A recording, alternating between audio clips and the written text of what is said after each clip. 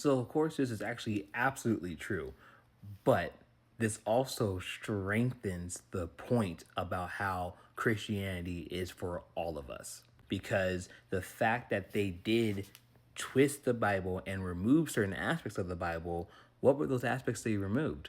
It is widely known that they removed all of Exodus because they did not want them to hear the Exodus story. And it also brings another question to mind for me is the idea that when we say Christianity was forced upon the slaves, we have to ask the question, do we truly believe that the only people that they were enslaving were people who did not believe in God? Because, of course, there were a lot of Africans who were taken who had different beliefs and different cultures than Christianity. Then you have to ask the question of why did black slaves take to Christianity, even with the fact that they were removing certain aspects of it?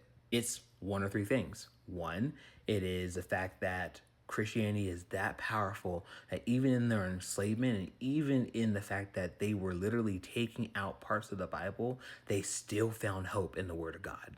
Two, they grabbed Christians from Africa, and the Christians they grabbed already knew the Word of God and were able to help their brothers and sisters in slavery who did not know the Word of God understand the full aspect of it. Or three, it's both.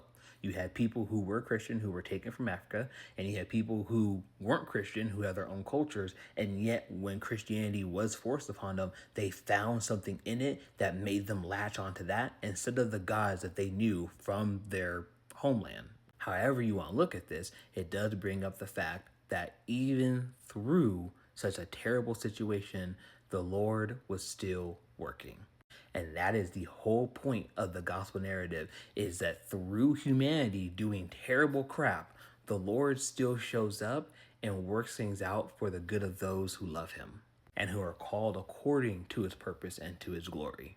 Honestly, it's kind of beautiful to know that one day I will meet the ancestor who survived slavery, who survived all the torture, and then still latched onto the word of God, that it eventually trickled down all the way to me today.